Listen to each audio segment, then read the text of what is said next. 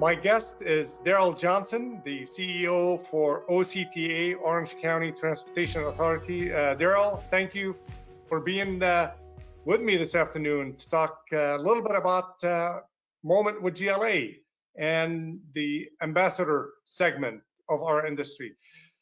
Darrell, looking back at 2020 and all the challenges that we faced like no other year, at least in recent history, what are the lessons learned for OCTA, and where do you see your agency heading now into 2021 and beyond? Well, thanks, Sam. First, let me just thank you for the invitation to be here today. Pretty excited about it. You know, as you indicated, 2020 was a year like no other. And if we sat here a year ago and if we could envision where we'd be a year from now, nobody would have talked about this, right? But we look back, and I think we've learned a lot. We've learned that we can do our business differently.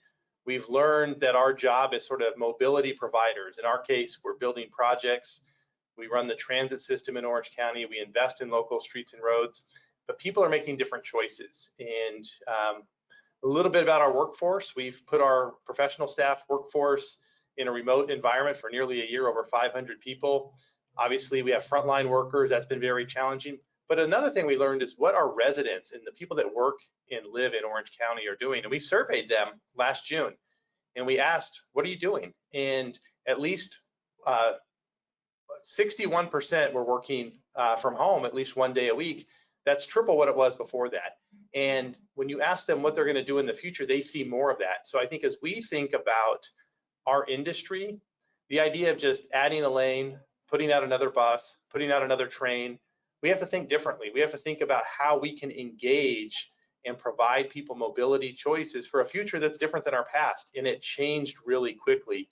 And for my take on it, Sam, I think that we should be making sure that we're not just waiting around to go back to the past, but instead leaning hard into the future and thinking about how we want to help the workforce, the businesses, the residents manage their transportation going forward, whether it's streets, roads, transit, on-demand services, partnerships with the TNCs, whatever the case may be, remote working. But we have to embrace the future, not hope that the past shows up soon. When we talk about those things and all the things that we would like to do for our constituents, especially in the mobility and modality issue, funding is always a concern. And I'm sure many transit agencies, just like yours, was impacted by 2020 and the impacts of COVID. How do you see the vision for OCTA and to augment those shortfalls, but more importantly, to fulfill those aspirations or those visions for OCTA? Well, clearly, you know, you mentioned revenues for a moment. I won't spend a ton of time on that, but you know, across the board, any normal traditional revenue is down, whether it's sales tax revenue that we rely on, state and federal funding is held pretty solid, toll revenues are down. But when we think about the vision, when I think about the vision of OCTA and the agency and the industry and our employees, I think about sort of this idea that we have to collaborate going forward, right? We can't think about just building a project to build a project. You know, a bridge is pretty cool, a road is pretty cool, a train is pretty cool, but we have to have this sort of well thought out, planned project that has clear objectives of what we're trying to accomplish. Is it a rush hour project? Is it a project that opens up new opportunities? Is it a project to move people from one mode to the other? And you have to build community consensus around that. And I think when we think about the future, that consensus is going to be harder and harder to build. We're getting more and more built out. The urban areas are more challenging. You know, I think about our 405 project that you know well. It's the largest project in California, the largest project we've taken under consideration, about $2 billion, 16 miles. And we began construction in 2018, but the planning of that really started in 2003. Some would say, well, gosh, why does it take so long? I say it should take a certain amount of time to make sure you're engaging the community and you're building consensus and you have transparency about what we're doing. Make sure we build the right project, not just to build a project, but the right one that delivers in the future. And I think our vision, my vision for Orange County and OCTA is we're going to see different projects in our future than in our past. We're building OC Streetcar now. Maybe there's a future part of that. We're investing in Metrolink, on-demand services. And we have to invest in the highway program to make sure it's safe and has good maintenance, but has options like the express lanes and things of that nature. So that's what I think about, Sam, is the future and the vision is it's not a one size fits all, and it has to be sort of managed well, and we have to have sound principles and consensus building with our communities. And community can be big, it can be small, but we have to make sure that we're engaging the public about their future. Great.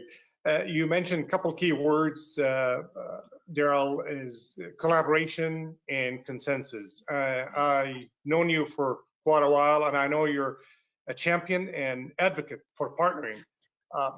My question is, why are you making this investment in partnering? What's in it for you or for OCTA?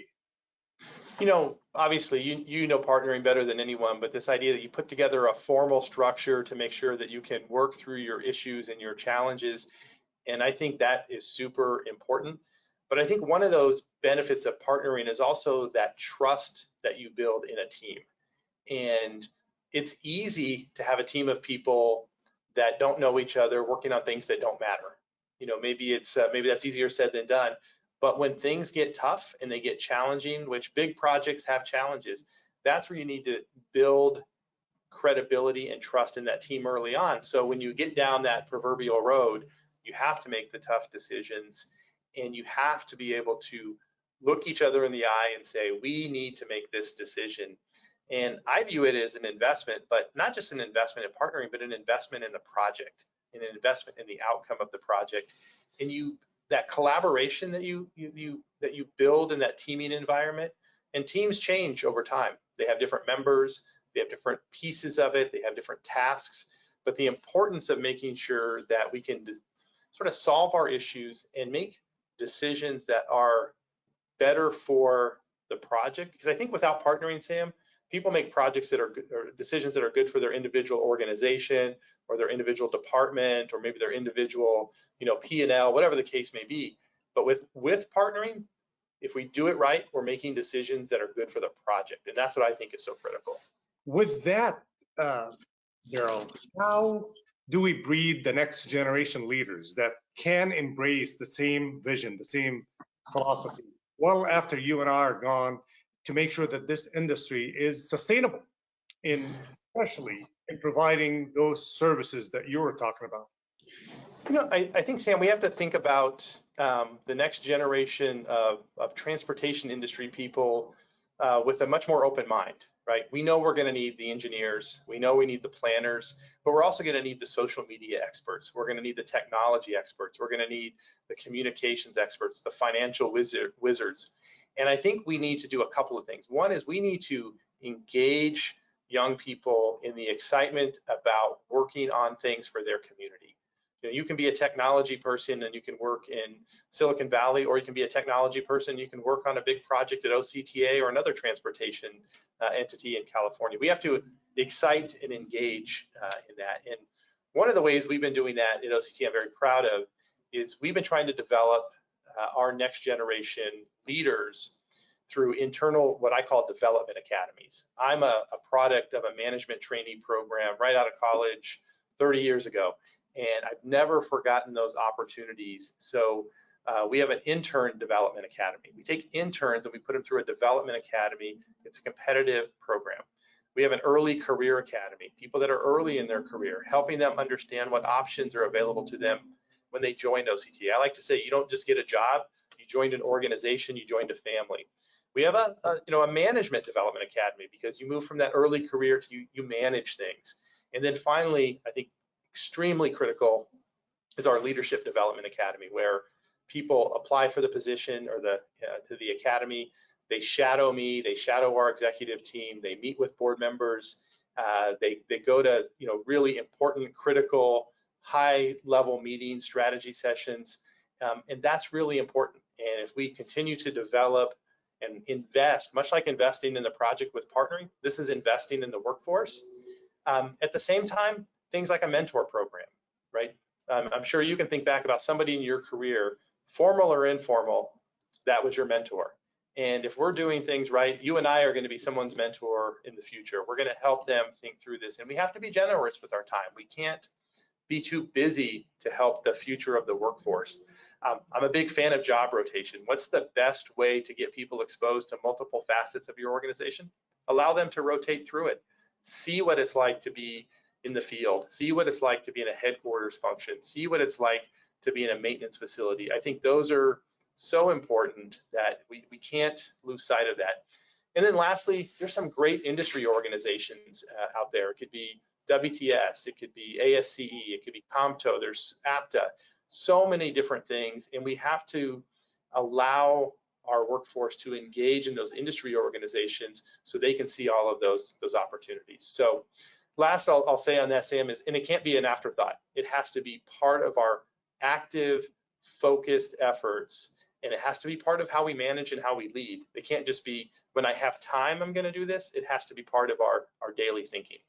Darrell, thank you again for taking time today and for sharing with me and with our team really your vision and your thought for the future of our generation and our industry. And thank you for being our ambassador as well. No, you're welcome, Sam. Always a pleasure. Great to see you. Thank you.